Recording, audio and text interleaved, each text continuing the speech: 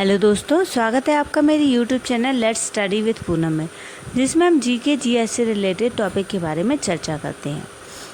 आज हम बात कर रहे हैं पश्चिम बंगाल के बारे में और पश्चिम बंगाल से प्रमुख पर्यटक स्थलों के बारे में। तो आइए चर्चा शुरू करते हैं। भारत के प्रागैतिहासिक काल के इतिहास में पश्चिम बंगाल का विशिष्ट स्थान है। सिकंदर के आक्रमण के समय बंगाल में गंगारिदई नामक साम्राज्य था। गुप्त और मौर्य सम्राटों का बंगाल पर विशेष प्रभाव नहीं पड़ा। बाद में शशांक बंगाल प्रदेश का नरेश बना। ऐसा कहा जाता है कि उसने 7वीं शताब्दी के पूर्वार्ध में उत्तर पूर्वी भारत में महत्वपूर्ण भूमिका निभाई। इसके बाद गोपाल ने सत्ता संभाली और पाल राजवंश की स्थापना की। पाल शासकों ने विशाल साम्राज्य का निर्माण किया और लगभग 4 शताब्दियों तक राज्य किया। पाल शासकों के बाद बंगाल पर सेन राजवंश का अधिकार हुआ, जिन्हें बाद में दिल्ली के मुगल शासकों ने परास्त किया।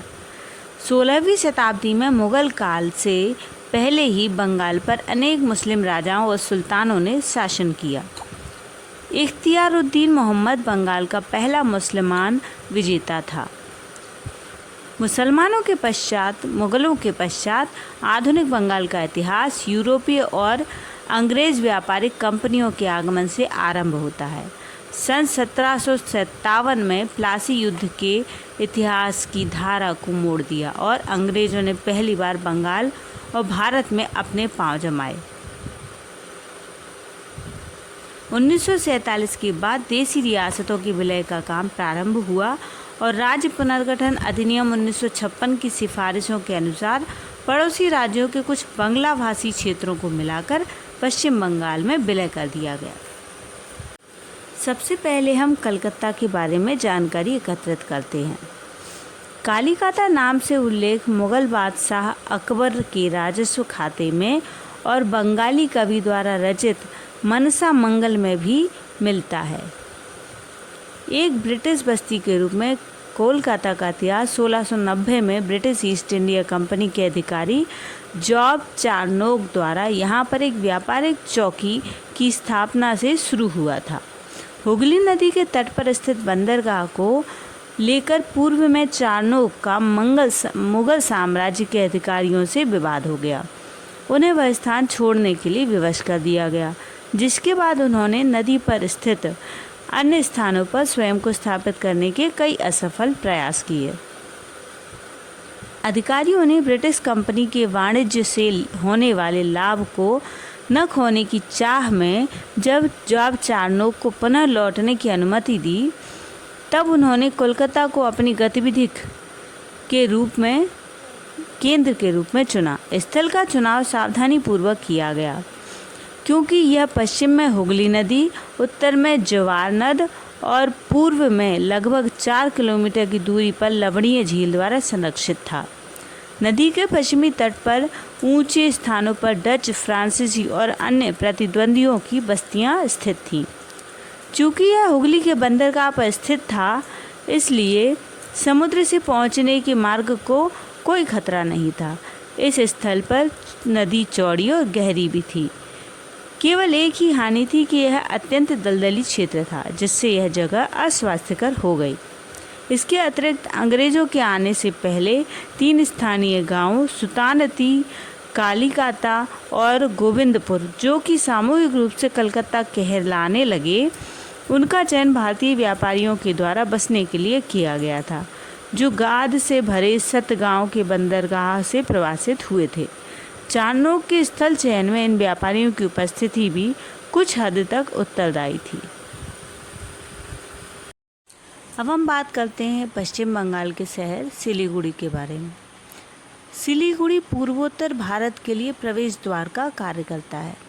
सिलीगुड़ी 3 टी के लिए, अर्थात चाय यानी टी, लकड़ी यानी टिम्बर और पर्यटन यानी टूरिस्ट प्लेस।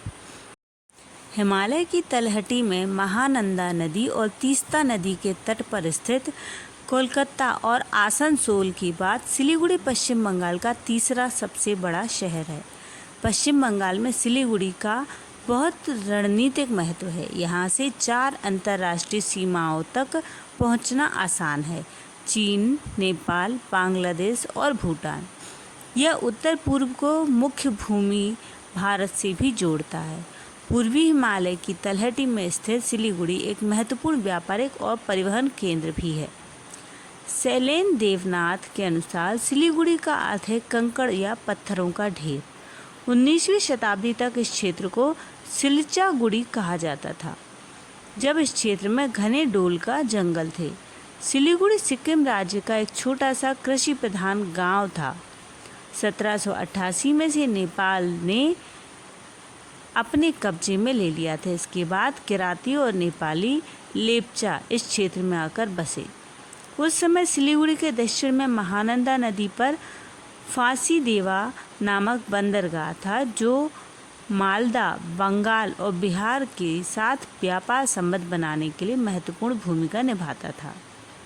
सिलीगुड़ी की शुरुआत शहर के उत्तरी भाग में महानंदा नदी के तट पर एक छोटे से कस्बे के रूप में हुई थी। अब हम जानते हैं दार्जिलिंग के बारे में। दार्जिलिंग शहर उसके आसपास स्थित पहाड़ी इलाकों के इतिहास से संबंधित है। ब्रिटिश भारत का हिस्सा रहा दार्जिलिंग अब भारतीय राज्य पश्चिम बंगाल में आता है, जो नेपाल, सिक्किम, भूटान, बंगाल और ग्रेट ब्रिटेन के इतिहास से जुड़ा है।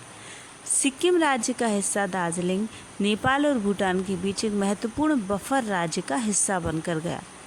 अंग्रेजों ने इस क्षेत्र को एक सैनिटोरियम के रूप में इस्तेमाल करते हुए पाया कि यहाँ की जलवायु चाय की खेती के लिए बेहतरीन परिस्थितियाँ प्रदान करती है। जल्द ही उन्होंने दार्जिलिंग की पहाड़ियों पर चाय उगाना शुरू किया। दार्जिलिंग चाय दार्जिलिंग से दुनिया भर में निर्यात की जाने वाली चाय बनी।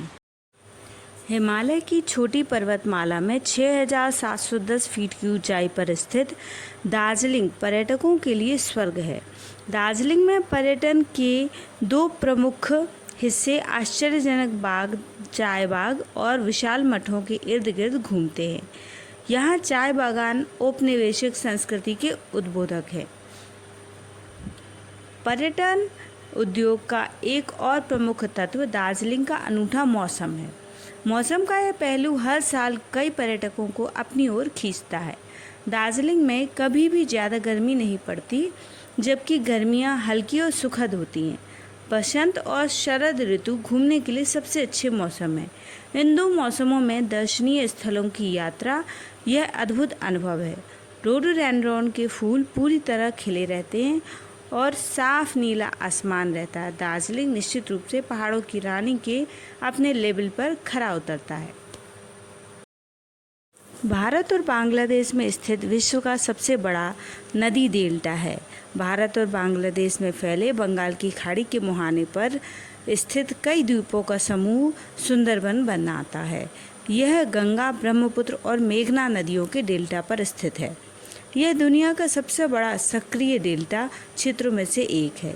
ये डेल्टा सदाबहार वनों और विशाल खारे दलदल से भरे हैं। इस दलदली जंगल में ऊंची नीची सकरी खाड़ियाँ हैं। यहाँ के नरभक्षी बाघ बंगाल टाइगर के नाम से प्रसिद्ध हैं।